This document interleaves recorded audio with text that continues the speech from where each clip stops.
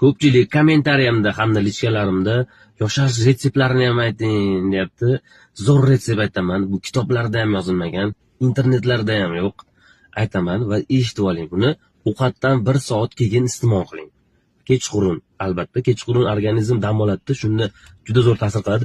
Bir oyda siz kamida 7 yil yoki 8 yil yosharasiz. Yosh ko'rinasizda, yosharib ketibsan, boshqacha bo'lib qolibsanmi, chiroyli bo'lib ketibsanmi deyshadi.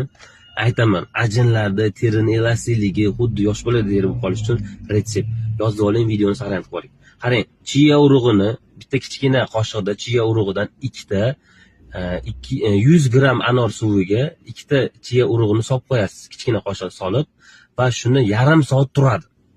Yarim soat turgandan keyin o'sha chiya urug'i ishib chiqadi. Ishib chiqqandan keyin nima bo'ladi? Shuni siz har kuni kechqurun yotishdan 1 soat oldin iste'mol qiling. 1 oy iste'mol qilingda qanaqa rezultat borligini ko'rasiz. Men buni o'zi amaliyotda sinab ko'rdimda, juda zo'r. Terini elastikligi, terini yosharish, bu ajinlarga, sochlarga, hammasiga zo'rda. Bu retsept juda zo'r retsept ekan, yozib oling. Chiya urug'i kerak bo'ladi va hamda anorning sharbati kerak bo'ladi. Tabiiy anorning sharbati. Shuni qo'llab ko'ring, yosharing, maza qilib yuring, hayotdan zavqlanib yashang. Shuni o'zi like, podpisa bosib, tanishlaringizni ulashib qo'ying.